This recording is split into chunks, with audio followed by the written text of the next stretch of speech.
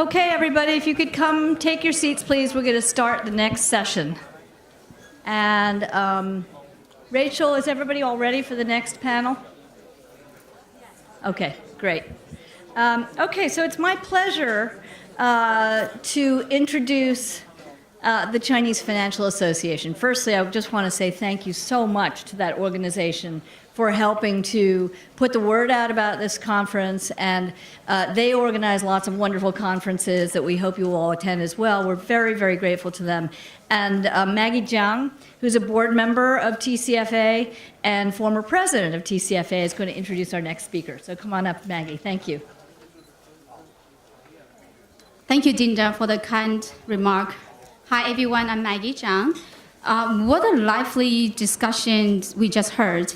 I particularly would like to mention Jeannette Wing, who is, her opinions about U.S. and China competition. The insights is really very resonating. Jeannette Wing, she is a former Microsoft research executive, and currently she is a data professor with Columbia University. She is very well known for her deep thinking and expertise about trustworthy computing and ways in which data can be directed for good purpose. So next, we're going to hear from her about data for good. Welcome, Jeannette.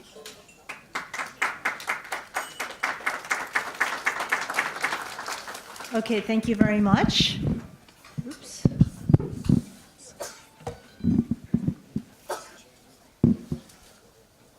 Where do I point? There?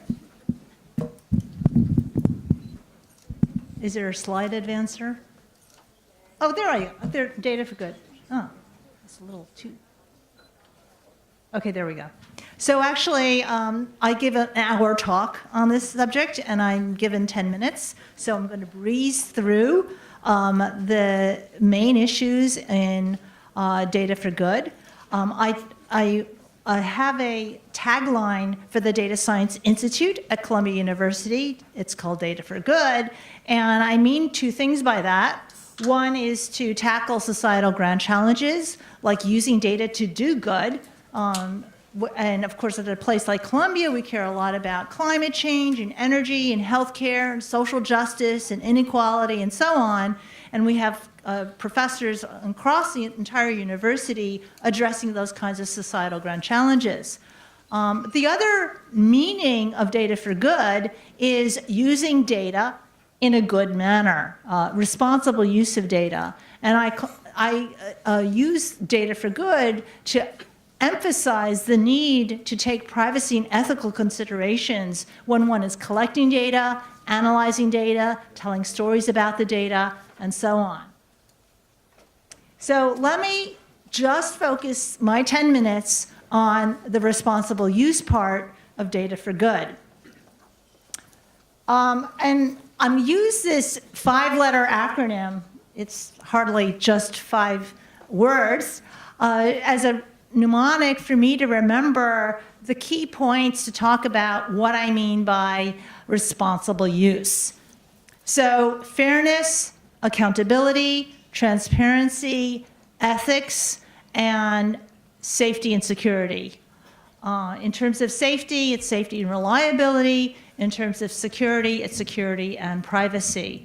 So I wrote a little blog post, Fates Elaborated. You can go to that and read more about what I mean by each of these. But what I thought I would do is give you one example for each of these letters of where we are, state of the art in the technology field. So in terms of fairness, this is something that, of course, already hit the media because the media has been writing lots and lots of stories on, quote, biased algorithms. First of all, I want to demystify all of that. Algorithms aren't biased. The data that you feed into the algorithms might be biased. And so you should more accurately say biased data that could produce a biased machine learned model. And probably the story from ProPublica that really alerted the society, academia, government, and so on, was this particular study done that showed that these black boxes that were using these unintelligible machine learning models were possibly biased. What this particular black box was used for is judges in the court system were trying to determine whether a defendant standing in front of him or her should get bail or not. And there was a lot of controversy that this ProPublica article raised, but the bottom line is this. It turns out that it's mathematically possible to prove that you can have two different notions of fairness that are completely inconsistent with each other. This basically says fairness is a hard problem to solve. Not only, by the way, are there two notions of fairness.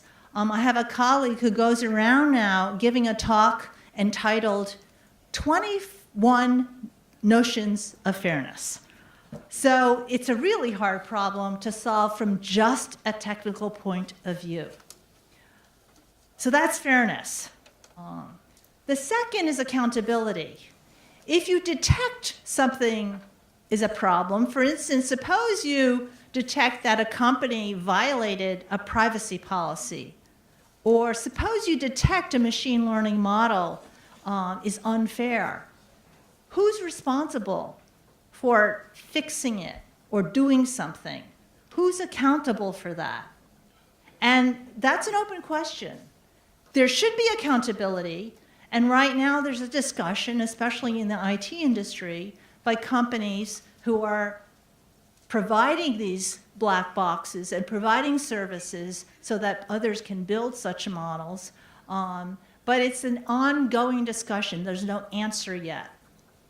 So my favorite example is from a work done by my colleagues where I was formerly at Carnegie Mellon University.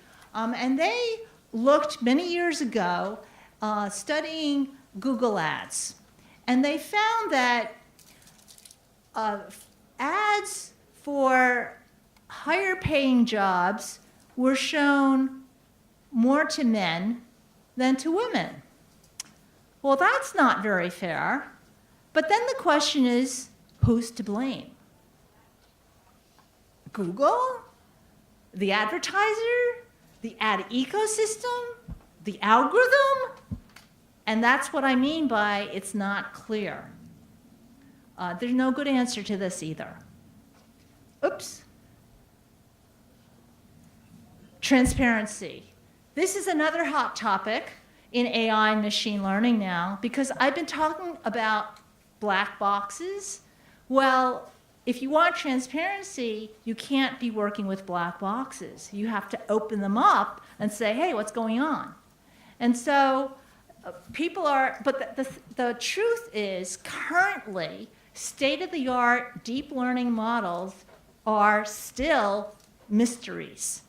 In fact, we do not even have a scientific understanding of why they work. It's an astounding number of applications where they're hugely successful, and we can be astonished by these successes.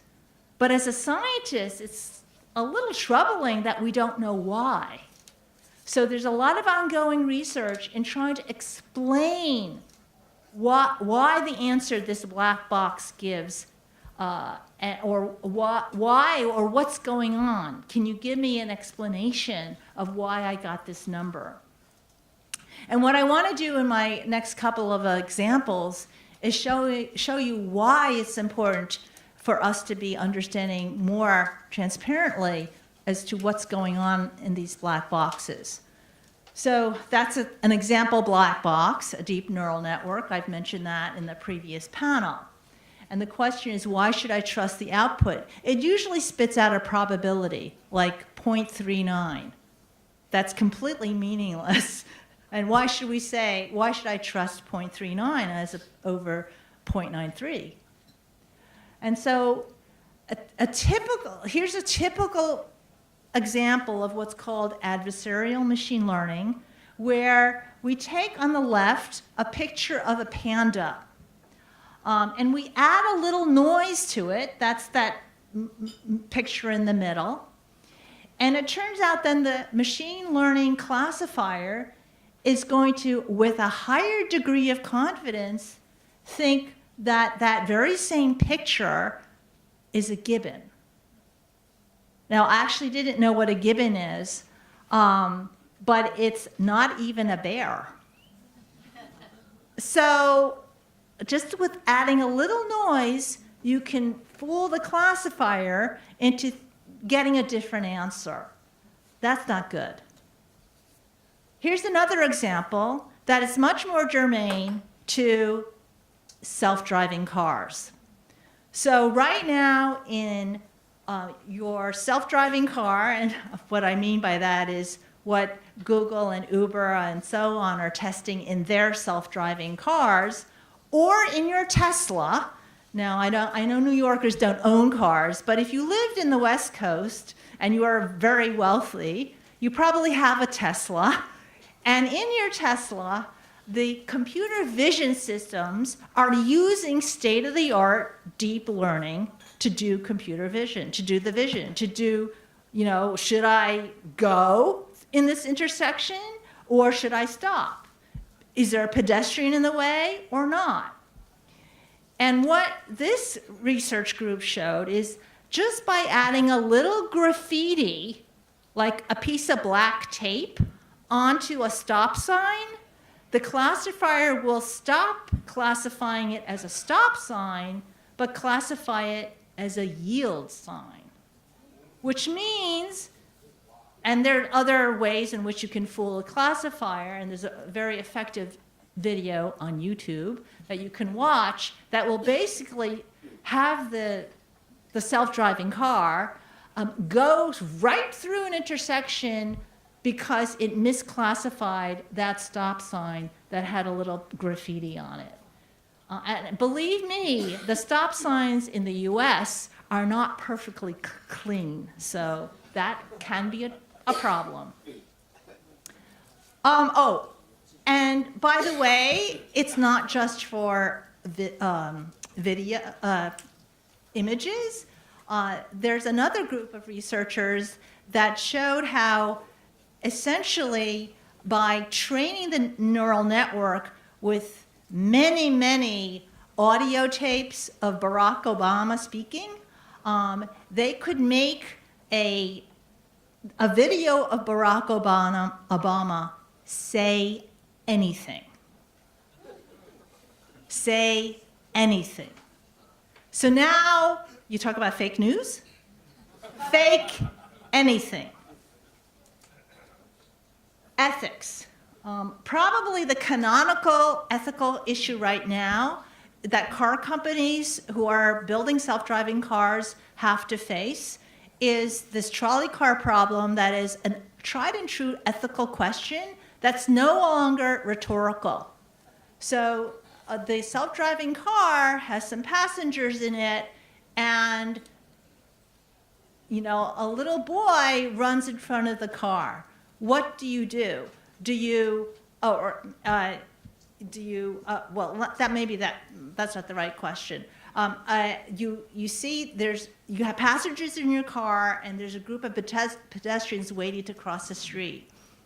Do you swerve and not hit the little boy and kill the pedestrians waiting to cross the street? Does that affect killing the passengers in the car? All of these are not hypothetical questions anymore. And car companies are actually coming down on, well, which group of people is less bad to kill? Okay, I'll skip that. Safety and security. I just wanted to give you another example of how easy it is to fool these image classifiers.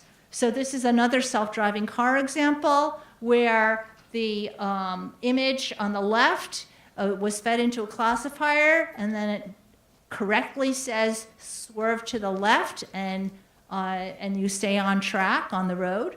But by slightly darkening the image, which of course would be natural in any kind of driving condition, you don't always drive in sunlight, the classifier says go to the right, you hit the guardrail, fall off the cliff, and die. So this group of people, through their very systematic way, found thousands of such vulnerabilities in state-of-the-art computer vision, deep learning-based systems. And so let me just close there and remind you of my 5-letter acronym, which I really need to fix up because there's so much richness behind that acronym. Thank you very much.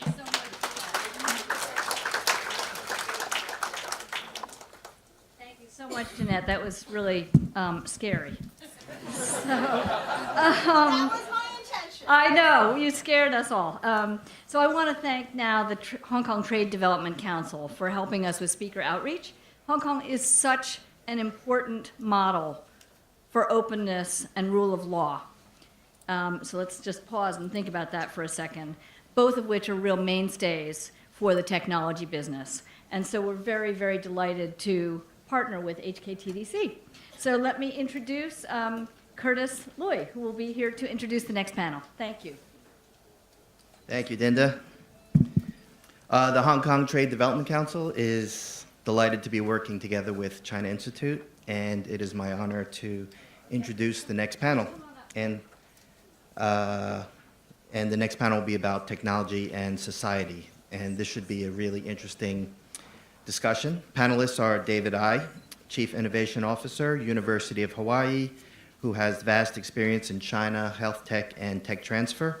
Vincent McDonald, Chief International Strategy Officer, AccuWeather, who forged a weather joint venture with the Chinese government. Wenfeng Liu, CTO of iQiYi, digital entertainment company, and Xiaochen Zhang, President, FinTech for Good. The moderator for this panel is Shery Ahn, news anchor, Bloomberg TV. Over to you, Cheryl. Thank you so much. Thank you. Thank you so much for having us all here. We're very delighted to be here. We understand that the conversations were so interesting and exciting earlier on that we kind of had to rush through this panel, so we kind of have a hard stop. We'll try to bring the agenda back on track. But you've had such interesting conversations up until now, and what we want to discuss today is how technology is a tool for both good and bad, and how that affects people's lives. Of course, it seems that the reputation of technology has changed a little bit, even for Bloomberg Television in media, the way that we're reporting about technology. Just today, I was on air talking about how Amazon employs thousands of people to listen to you through Alexa in order to adjust their algorithm. So it seems that a lot of the reporting that I myself am doing on technology is turning a bit more negative. So we want to sort of clear this for everyone, how this affects people's lives, how technology can be used for good as well. So, of course, some of the big concerns, job losses, robots taking over our lives, right? Let's discuss all of this. And we have a fantastic panel today. Let me start with David. David Ai, of course. We have been talking before coming on stage about technology, about how all of the different uses of technology and how technology has developed around the world, especially in the two largest economies of the world, the United States and China. And David mentioned to me, Xi Jinping, the president of China in 2017, talked about making China a world-class innovator by 2035, a leading country by 2050. So just set the stage for us, David, and tell us how technological developments have both happened in these two giant economies. Sure. Thank you very much for the question. And indeed, China, as it goes up in terms of their economic power, and now, well, I looked up Bloomberg forecast, probably by 2028, China will actually surpass the US in terms of the overall GDP, not per capita, but just a size. Based on the assumption of US economy growing continuously at 2% and Chinese economy growing at 6.5%. So given that's what it is, you actually shouldn't be totally surprised by China's ambitions in becoming a world-class player. And certainly it has a right to do so, and it certainly has also crafted a very, very catchy phrase, Chinese dream. This is the new phrase coined by President Xi to capture the imagination of all the middle-class Chinese citizens to want to earn a better future, not only for themselves, but for their children. And this is a very wonderful kind of a catchy phrase that really has captured the imagination. So I think that in that kind of a backdrop, for China to wish to become at least one of the leading countries by the year 2050 is not a surprise. Vincent, you were talking about this notion that the U.S. might be becoming now part of the old world, especially in this environment when entrepreneurs in China are so heavily funded. Yes, because he mentioned something very correctly. There is a vision and a shared one, and you hear it often. As a child, I grew up and I heard about the American dream, or et cetera. I haven't heard that in a long time. And so that amalgam of striving to be something and wanting to do something and making a change, because the innovation there is off the charts. So when they set a plan, so we often don't pay attention to plans. So we'll say that in the US by 2024, we're going to stop so much air pollution, blah, blah, blah, blah. Nobody keeps track of that. In China, nobody. In China, they said many years ago, we're going to be the #1 car economy in the world. That was part of one of their plans. It happened. So they set a plan, they stick to the plan. The earlier panel was correct when they talk about execution. Execution is key. And that drive to execution, like a single-minded focus, is very, very powerful. Mm-hmm. And so in many respects, when I'm visiting my friends in China and we talk about what we do, and I have some friends there, and he's from Switzerland, and I asked him, I said, I was in Switzerland and most people didn't even have a mobile phone out. Mm-hmm. In China, we all had 2. On the desk, and we were involved with every application. We knew all manner of things, and I said, "You don't seem to be innovating. You don't have. You're not doing much with phones or anything." Well, it's a slower process. Our government does that, so we've codified ourselves. Mm-hmm. It's historic. It's Rome went a different pathway. All cultures do, and I don't think that we're headed for impending doom, but we're becoming a bit of the old world because we're not investing as much in technology and technology education. One huge focus for the Chinese government and also just the Chinese tech sector has been artificial intelligence. And Wenfeng, we know that iQiYi has been using artificial intelligence to drive your content, which of course now iQiYi is one of the world's leading online video platforms. Tell us about some of the things that artificial intelligence has done for your business. Yes. We have been utilized artificial intelligence and technologies in every aspect of our operations.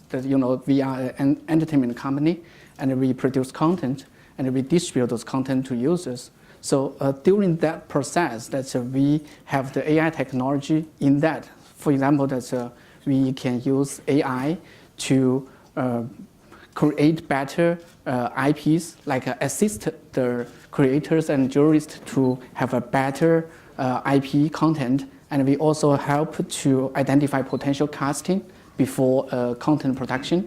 And also we utilize AI to improve the efficiency of the post-production, to shorten the time to have a final edition of the content. And also we use AI to push vast amount of content to right people, and also help advertisers to reach the right audience. So all that AI shows that if we based on data, we can have a better efficiency, we can convert the content with a better value. That's a right business model. Yeah. Xiaochen, despite all of these huge innovation and ideas that come out of China, there seems to be a perception sometimes among the tech community that China lacks quality, that it has quantity but not as much quality. How true is that? Yeah, and I started this uncomfortable conversation just a few years ago, and seeing the what is happening at whenever talking about China innovation, and it's always been framed as quantity, quality, and also it's IP7 and all that, and also just really didn't have much fact, but just focus on some. So then we started a show called FinTech in China show, and using this show starting from 2016, that we really just introduced the best Chinese FinTech company and go very deep to have the conversation with the founder, and then to see what's in their mind when they just start a company, and what problem in the society that they have solved, and what IP come out of that, and what IP that they are generating. And in that, using this process and also the show to just communicate with the English-speaking audience that this is the true China innovation, and this also true in the blockchain space. And when we just look at the whole collaboration in the blockchain space, and then there's always a misperception from the government policy side, from the differentiation between blockchain and the cryptocurrency. And when the government is banning the cryptocurrency, then people say the government is banning the blockchain technology, and which is totally so. There are a lot of misperception, but I think the more and more that's especially again from the blockchain side that all the company startups from beginning are building by individuals coming from both countries or more countries together, and then this kind of bottom-up understanding is really just emerged to becoming a new trend. But this, of course, always comes back to the key question of the tension between government support and also the private sector, right? So how do you reconcile the two of them? Do you have to in this case? Absolutely, and again, that's we take blockchain as an example. That's when we talk about blockchain as a technology, and it has a lot of different applications. It can be digital identity, digital asset, digital currency, and payment, and also smart contract, or tracing and tracking solution. So all of them are the blockchain solutions. And when you just look at China's national plan, like 5-year Chinese economic development plan, and the blockchain as a technology is being included in the China's highest level of economic planning process. And also each of the department or ministry has their own plan to interpret how this should be integrated in their own ministry. And then there is a government policy to just incentivize that. And of course, when you just talk about cryptocurrency, which is one of the application within blockchain technology, and it's really just address a lot of, are touching some of the very sensitive spot, which is the investor, their people's pocket. When cryptocurrency becoming a major issue for fraud in the country, and of course that the government started to just ban ICO, but in the meantime that they make it very clear that this is the cryptocurrency, this is blockchain, they are different. And from the company side, that there are quite a number of innovation from the bottom up, and also with the city-led, government-led initiative to just, both are working together. We see a lot of synergy there. David, when it comes to blockchain technology, can there be can China support a decentralized platform when it comes to without government control? That is a very interesting question, because I think in terms of the fundamentals of the blockchain technology, the most important feature is a decentralization of no central control at all. That just virtually doesn't exist. In other words, this is also the challenge of all the governments around the world, trying to have some kind of a control over money flow, over import-export, over money laundering. A lot of serious issues must be considered. And in this particular instance, I think my actual prediction is that, having watched how internet has evolved, earlier, I think Dinda mentioned that we seem to be living in a parallel universes, two universes. One in China, and the Chinese consumers enjoy a lot of internet conveniences, but they don't have Google, they don't have Facebook, they don't have a whole list of YouTube. They seem to be living in a separate universe. I actually predict that in the future, blockchain will follow the same path, that the Chinese government would realize the power of blockchain technology in terms of decentralization, but it would take a different form. The government just cannot relinquish control. If you watch over the last couple of years, first, all the online payment and mobile payment schemes are now going through a central clearinghouse controlled by the government, and therefore the government really has understanding of everybody's, almost all payments. And the other thing is the social credit system that just got established last year, head by the central bank and coordinated with 8 different commercial entities, but clearly it's a government initiative to actually collect. They claim that they have already collected very detailed information about 990 million people. And that's pretty much all the adults. Is that something that the Chinese people in China are very much aware of, or they still don't quite understand it? It hasn't been fully implemented, right? I think if you compare the U.S. consumers with the Chinese consumers, I think most of the U.S. consumers, especially the younger people, they will say that, well, my life is an open book. Anyway, all the companies, they really know everything that I do. But I think in the Chinese perspective, it's even more resigned than that, because they know that they live a very transparent life most of the time. And so this super centralization of data actually is kind of a paradox in terms of pushing AI technology and pushing so-called clever implementation by Kai-Fu Lee, and also several commentators today mentioned that, the smart implementation to scale. That will push the AI technology forward faster. But at the same time, one has to be a little bit concerned about the super concentration of data and whether or not it will lead to abuses, and also what is the mechanism that will modulate that. What if there is a significant breach in China about all this data? And what is the mechanism for individuals to actually have any kind of a redress?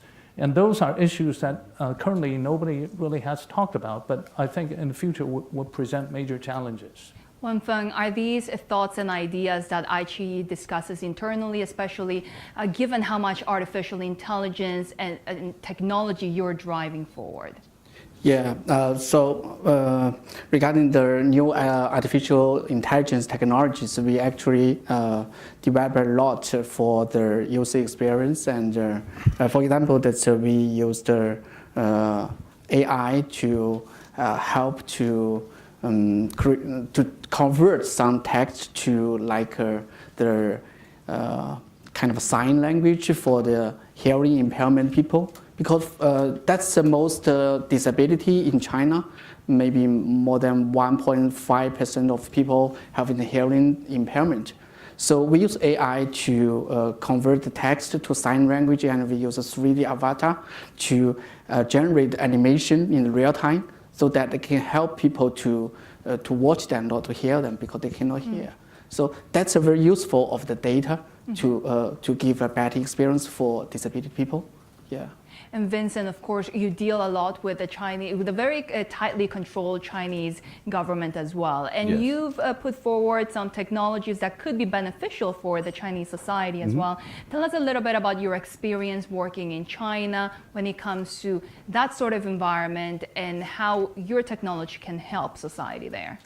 Right, so interestingly enough, I'm at AccuWeather, so we deal with weather data. So we're kind of white-hatted when you look at things, you know, like, what are you doing? Well, I have to know your location to tell you what the weather is. I can't guess. You can't say, okay, am I in Shenzhen or am I in Chengdu? I can't guess. I need to know. So you will get permissions. But I think what's been important for us as we go across the border with data, and our information. Some of the biggest things we have to deal with actually mostly are like misperceptions. One around what people can actually do with it, because there isn't a grand level of understanding around that. Because we're all sitting here with a device that tells the temperature in the room, where you are. There's Wi-Fi signals bouncing off of your very body, so we know whether you're sitting up, whether you're breathing, whatever is going on with you, and and things of that nature. But our relationship with the government has been very good because we have mutual understanding and respect. Because we were very clear about what we were actually could offer and what we were going to do. And we need a symbiotic thing. So what we bring into that community is, recently China had their first tornadic activity. We're used to tornadoes in the US, but that tornado killed a lot of people. And when you're talking about cities of populations of like, I'm going to Beijing on Saturday, there are 4 more people for everybody in New York City in Beijing just on that given day.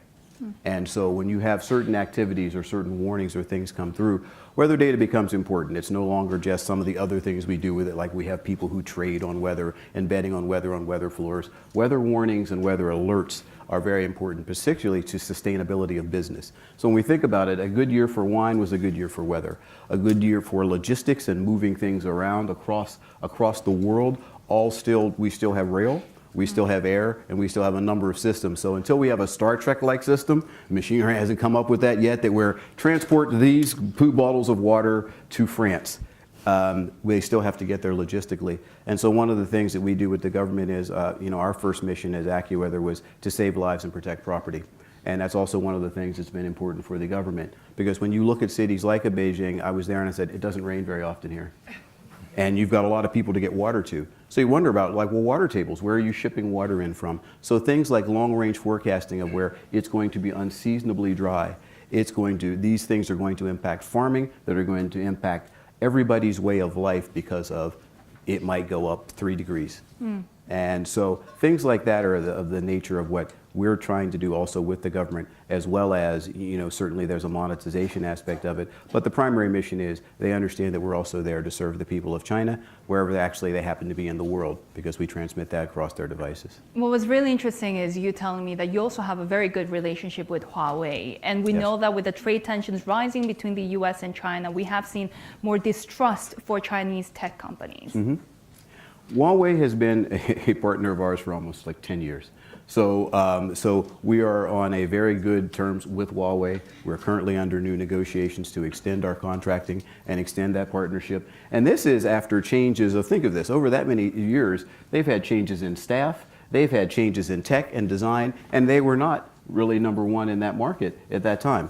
I mean, our entree into China was HTC was the number 1 phone in the world. Think of that. How many of you have an HTC phone? Right. Over there. All right, the machine learning. Okay, so we've got 2. Thank you. But seeing the progress of Huawei, and I'm never concerned around what they're going to do with our data. One, because what we're providing is important and life-saving. We don't like necessarily for people to cache our data, but there is one group of people we let cache our data. It's Huawei. So Huawei has been a key partner to us. I understand, certain back and forth between governments, but a lot of those things are governments. And those who actually understand technology, the greater concern is really that Huawei has better technology and that we have built systems that have holes in the back door and that we need to actually fix that and stop worrying about Huawei. So I more worry about, are there holes in our system that would allow anybody, even accidental access? If it's open, it's still accidental access. That's not Huawei's fault that I've built something like that. So our partnership with them is strong and remains such. And of course, this is all part of the privacy discussions. We have had not only issues with, I mentioned Amazon and Alexa earlier, but of course the Facebook ongoing data scandals and so forth. David, you've done a lot of work with the health tech sector as well. Are there any concerns there over collecting too much data from people and what that data is, where that data is going to end up?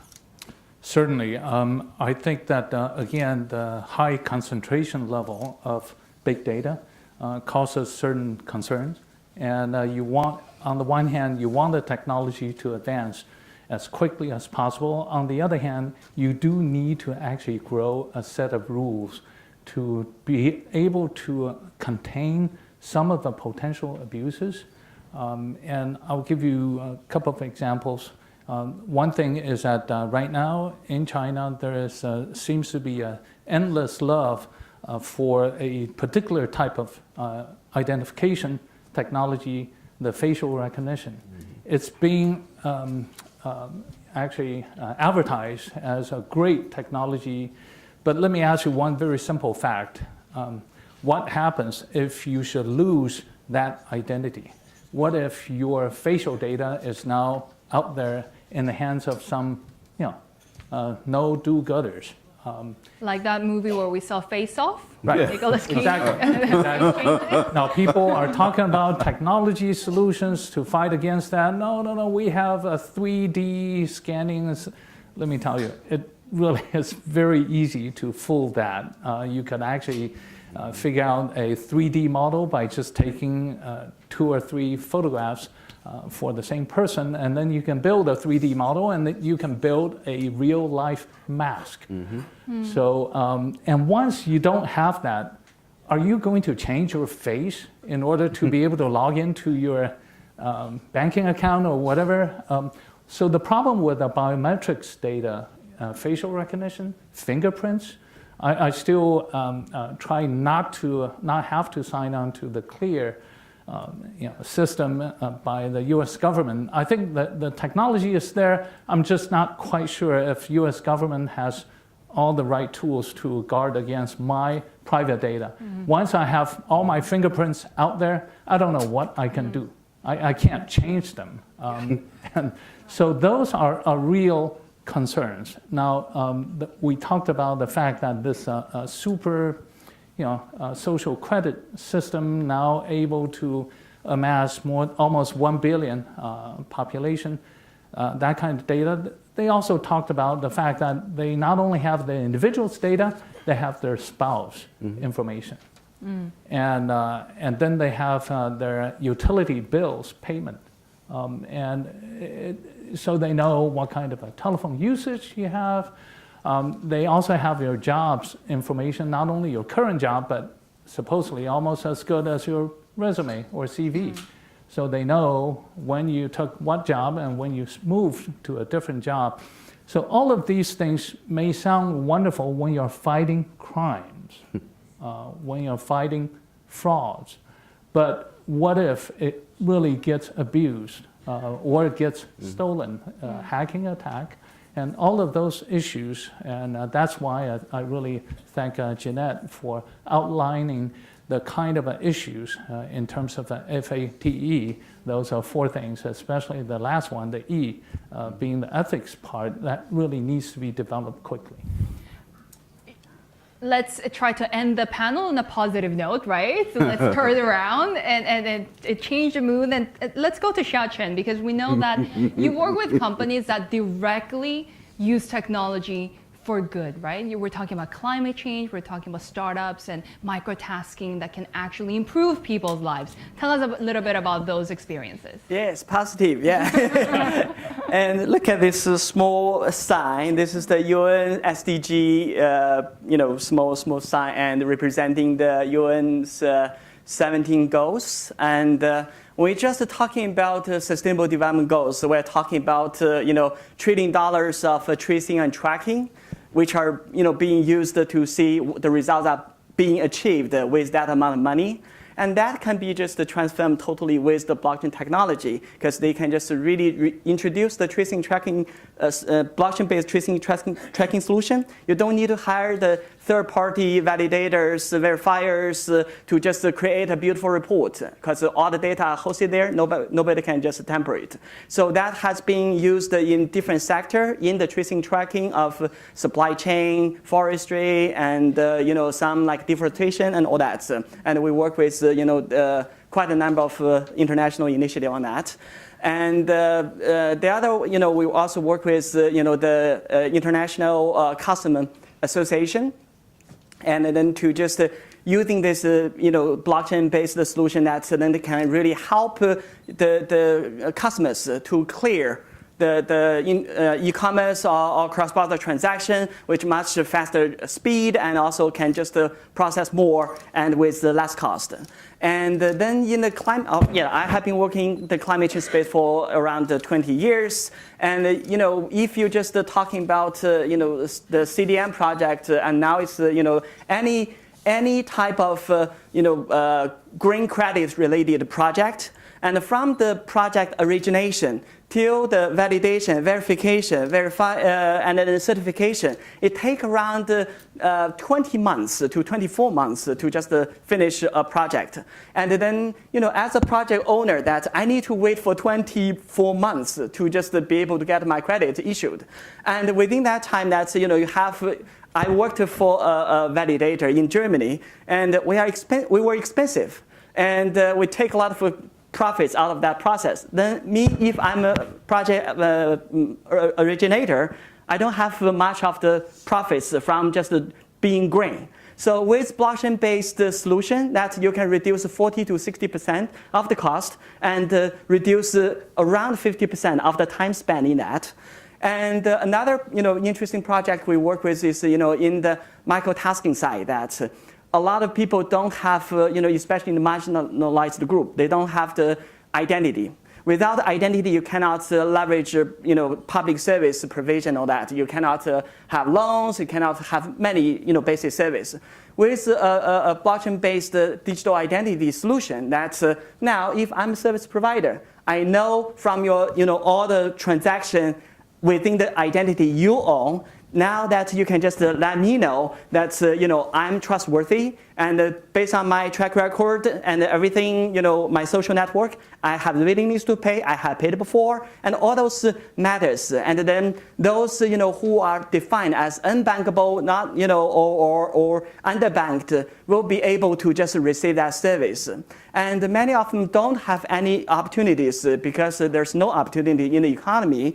And then with the blockchain-based microtasking solution, that they just, if they have a phone, they watch some videos, they have advertisement, movies, listen to some music, just from the entertaining side, that then all those attention given to the company can just be rewarded with tokens. And one of the company just have the pilot in Vietnam, and if a person spend amount of time, then can get a few dollars a day. That is a huge opportunity for many of them who don't have any opportunities. So we are really talking about the cost saving for many of the project, transforming the business models, and reducing the time spent, taking the third party or intermediaries away or middlemen away, and also improve transparency and improve privacy. And one thing, of course, it sort of